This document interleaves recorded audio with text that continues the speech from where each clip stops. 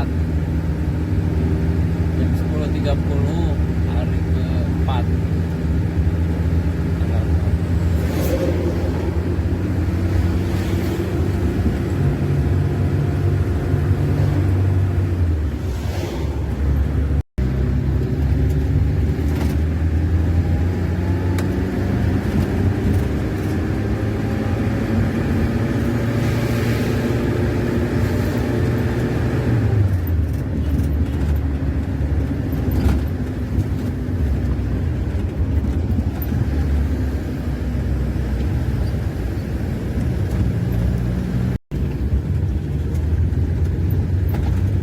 Selamat jalan Labuan Batu Utara.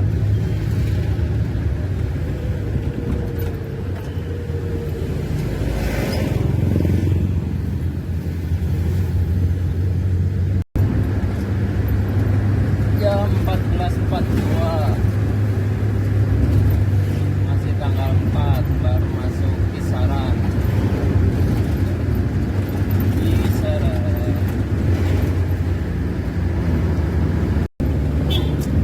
Asahan, Kabupaten Asahan. Teduh banyak pohon. Ini udah caringannya. Pengen. Bareng.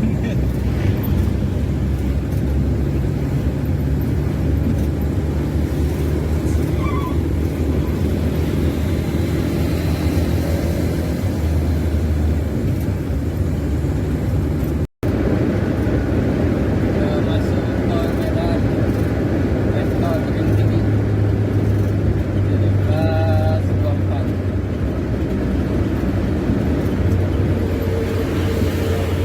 Ini keluar Stabat. Oke.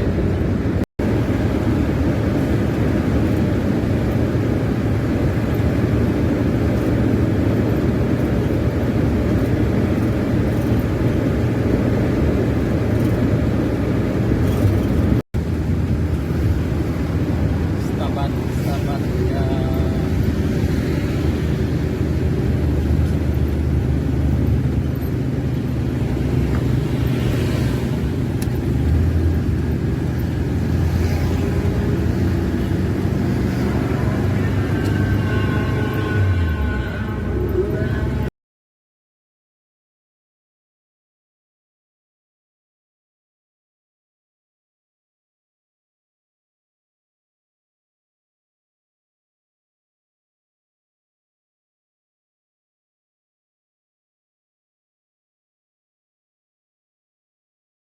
Assalamualaikum warahmatullahi wabarakatuh.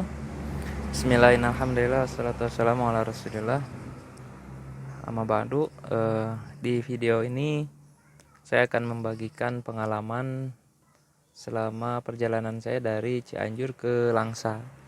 Di video sebelumnya karena tidak ada beberapa informasi yang tidak saya sampaikan di video. Jadi saya ingin membagikan yang tidak ada di video dalam bentuk dalam video kali ini.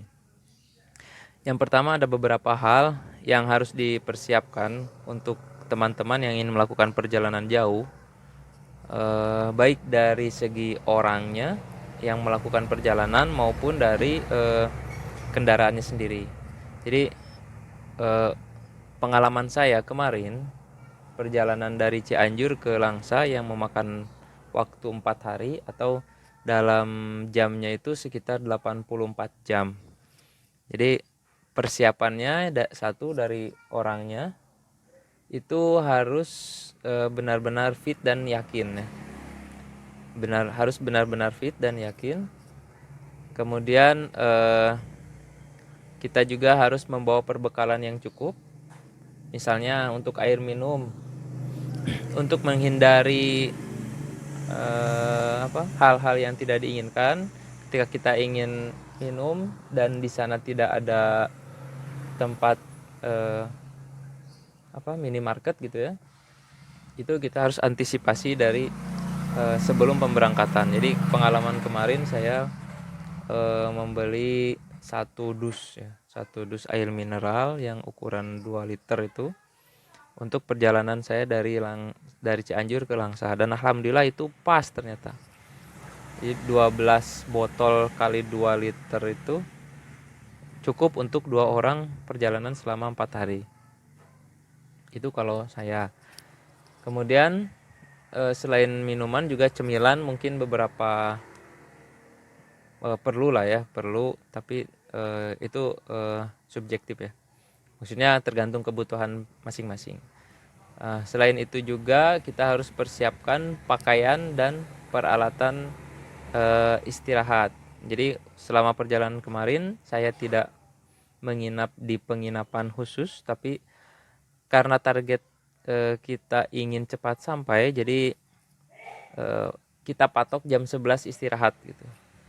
Kita patok jam 11 istirahat.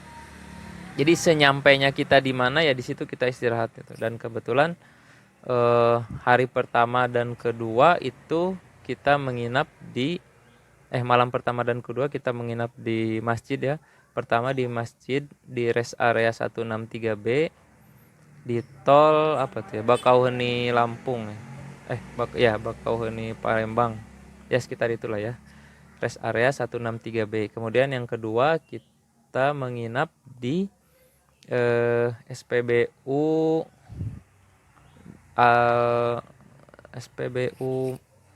apa tuh, Bagan Pete ya, SPBU Bagan Pete Jambi. Nah di situ kebetulan ada rest areanya juga, jadi SPBU itu dia buat ruangan khusus rest area dan ada musolanya juga, jadi enak untuk istirahat ya.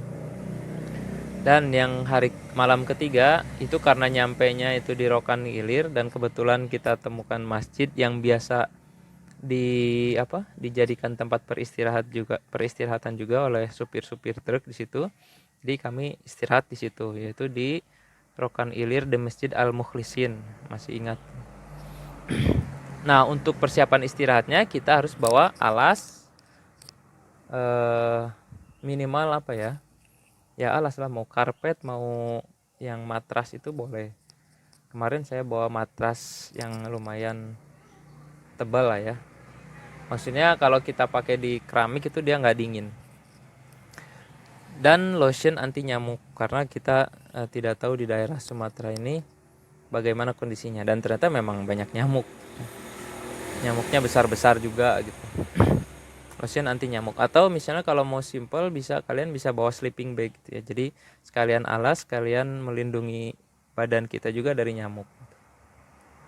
Atau bisa juga dari, kalau sleeping bag kan ada tutup kepala ya, jadi bisa melindungi kita juga dari serangga-serangga lah ya.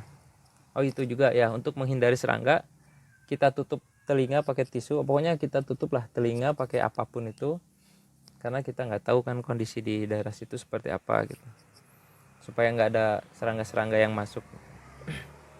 Atau misalnya kalau sudah terbiasa tidur di mobil ya bisa juga tidur di mobil.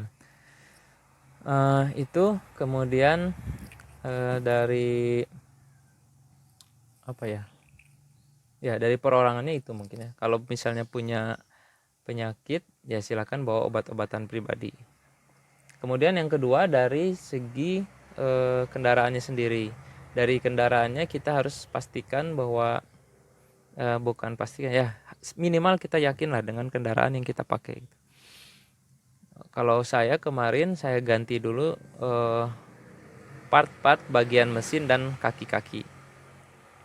Jadi dari mesin yang pasti diganti itu timing belt, kemudian oli pasti, dan kalau saya ganti kabel busi ya, busi dan kabel busi. Kemudian perlu dicek juga karena saya pakai mobil tua, saya pakai Zebra tahun 94, jadi bisa juga dicek delco, kemudian pengapiannya mau pakai platina atau kelistrikan untuk pengapian ya, platina atau CDI-nya. Kemudian karburatornya juga bisa di setel. Terus untuk bagian kaki-kaki saya kemarin ya, karena saya kasih ke bengkel, jadi saya suruh cek kaki-kaki dan alhamdulillah lah ya, fit lah, bisa dikatakan fit. Terutama ban juga, saya ban ganti semua, keempat-empatnya saya ganti dulu supaya aman.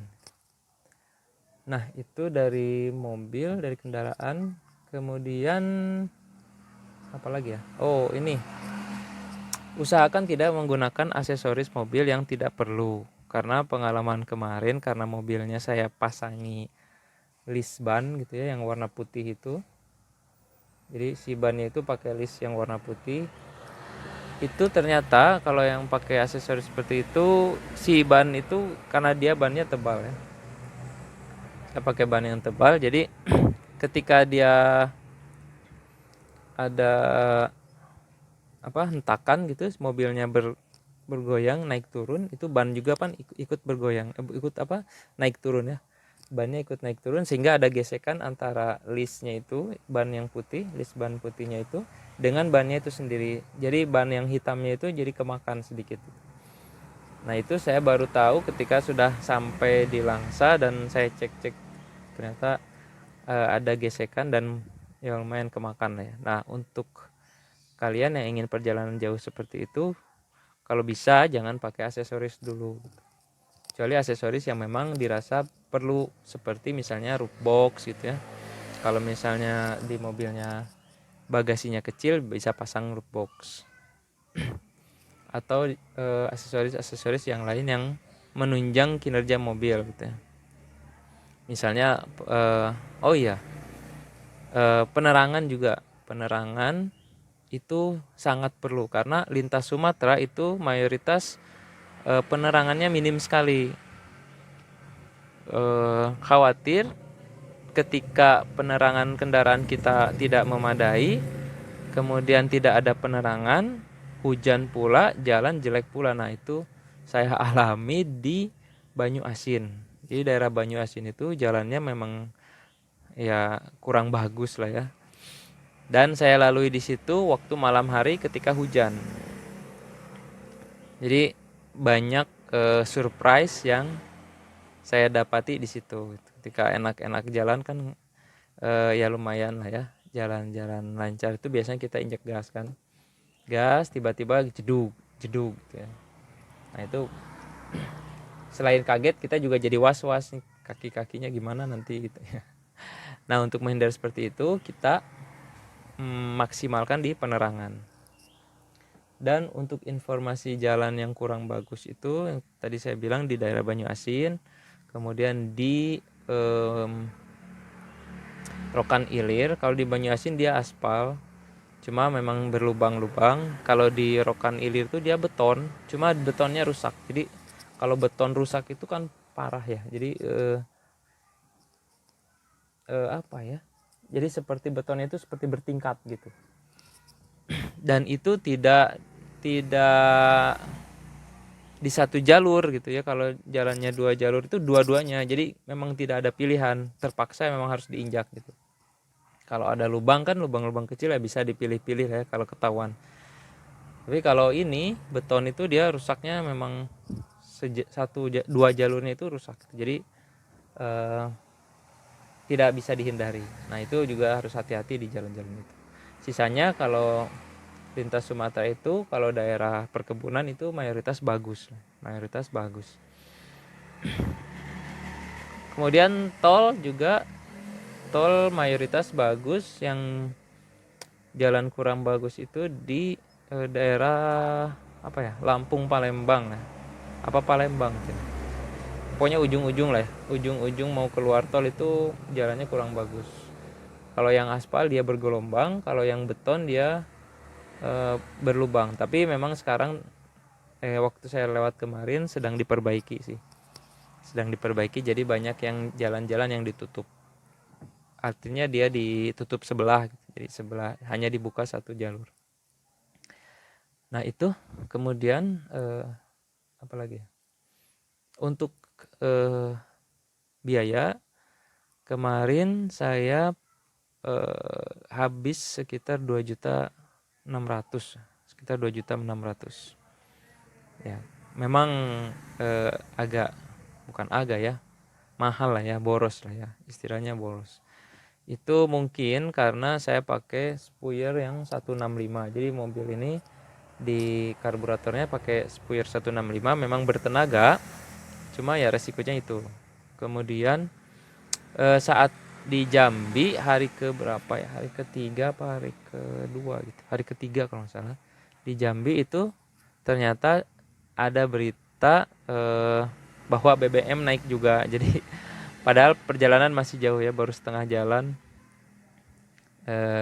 dikasih hadiah BBM naik. Jadi itu ketahuannya ketika saya beli bensin, ternyata tidak seperti biasanya. Dengan harga yang sama itu hanya literannya itu berbeda gitu. Saya pikir tadinya itu SPBU nakal, cuma pas saya cek internet, oh ternyata memang BBM naik ya. Karena di perjalanan kita nggak sempat cek internet juga gitu. Karena saya pengemudi, saya bawa mobil sendiri dari Cianjur sampai Langsa itu pengemudi tunggal, tapi di mobil berdua, jadi 2 orang dewasa. Kemudian untuk tol saya isi flash itu 600.000 dari Cianjur. Jadi tolnya mulai dari apa itu, Jagorawi mungkin ya, sampai Merak, terus Merak sampai Palembang, dari